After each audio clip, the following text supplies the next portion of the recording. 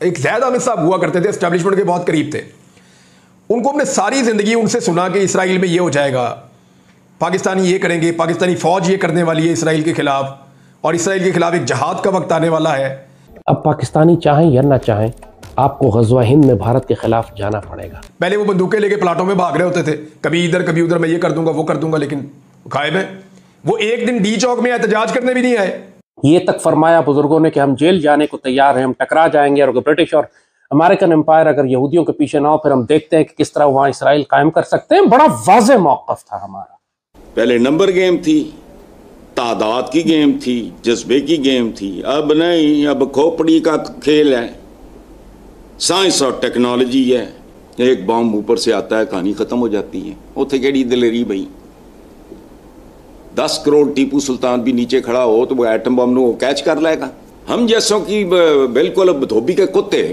میں اپنی بات کر رہا ہوں، کسی کی نہیں، نہ گھر کے نہ گھاٹ. شانہ بمباری ہے، اس کے خلاف مظاہرہ کرنے والوں کو گرفتار کر لیا ہے. سیو غزہ نامی تنظیم کے مطابق سابق سینیٹر مشتاق احمد خان اور ان کی اہلیہ سمیت 26 افراد کو گرفتار کیا گیا ہے. یعنی اب پاکستان میں لبنان کے لیے یا فلسطین کے لیے مظاہرہ بھی نہیں کیا جا سکتا. اب اسلام آباد میں اسرائیلی جارحیت کے خلاف مسلمان نکلتے ہیں، پاکستانی نکلتے ہیں، انہیں اسلام آباد پولیس مارتے مارتے گاڑیوں میں ڈالتی ہے اور لے جاتی ہے. سمجھ آ رہی ہے آپ کو؟ یہ کیا پالیسی ہے؟ یعنی اسرائیل کے خلاف بات کرنا اسلام آباد میں کیا ریاست کی پالیسی بدل گئی ہے؟ بات نہیں کی جا سکتی. وہاں پہ وہ کہہ رہے ہیں جی ہم واک آؤٹ کر رہے ہیں اسرائیل جب بات کر رہا ہے سلامتی کونسل میں. اور خواجہ آصف نے خود ٹویٹ کیا ہوا ہے. خواجہ آصف کا ٹویٹ اگر آپ دیکھیں تو وہ یہ بتا رہے ہیں کہ میں نے تو خود یہ احتجاج نیو یارک میں کھڑے ہو کر دیکھا، لوگ خاصے جذباتی ہو کر جا رہے تھے، بہت جذباتی تھے لوگ، جو فلسطینیوں کے حق میں مظاہرہ ہو رہا تھا نیو یارک سٹی میں. خواجہ صاحب نیو یارک سٹی میں ہونے والے مظاہرے کے اوپر اوکے کر رہے ہیں، کہہ رہے ہیں بہت اچھا ہوا، میں نے خود کھڑے ہو کے دیکھا، میں وٹنس ہوں اس کا. لیکن اسی وزیر دفاع کے دارالحکومت میں پاکستان کے اندر جب پاکستانی یہاں پہ احتجاج کرتے ہیں تو ڈنڈے مار کے ان کو گرفتار کر لیتے ہیں. کیوں؟ کیا پاکستان کی اسرائیل کے بارے میں پالیسی بھی بدل گئی ہے؟ میں یہ غور کر رہا ہوں اور یہ چیزیں بہت تیزی سے ہو رہی ہیں. مثال کے طور پہ اگر آپ غور کریں تو عالیہ مقبول جان صاحب انہوں نے کیا کیا ہے؟ یعنی ان کے اوپر دو قسم کے ایلیگیشن ہے نا. ایک تو وہ اس معاملے میں بہت کلیئر ہے، وہ اسرائیل کے معاملے میں، فلسطین کے معاملے میں. اور میں یہ یعنی سمجھ نہیں آ رہی کہ کیا واقعی ریاست نے اسرائیل اور انڈیا کے بارے میں اپنی پالیسی کو بالکل بدل دیا ہے، فلسطینیوں کے بارے میں پاکستان نے اپنی پالیسی کو بالکل بدل دیا ہے؟ سمجھ نہیں آ رہی. میں دیکھتا ہوں سلطان صلاح الدین ایوبی، نور الدین زنگی، یا میں دیکھتا ہوں وہ یہ کیا اپنا عثمان، غازی عثمان.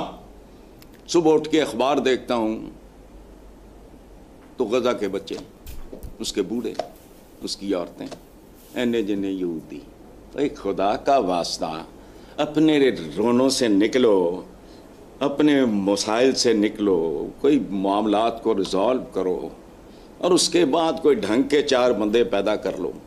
یہ فلانا فلانا اپیلوں پہ نہیں ہوتا. ہماری پوری تاریخ پاکستان ہمیشہ اسرائیل کے خلاف کھڑا رہا ہے. 67 کی جنگ ہو، 73 کی جنگ ہو، ہم نے مصر کی مدد کی جا کے اسرائیل کے خلاف، ہم نے اردن کی مدد کی، ہم نے شام کی مدد کی، ہم نے عراق کی مدد کی. 73 میں تو خود پاکستان ٹوٹے 1.5 سال ہوا تھا.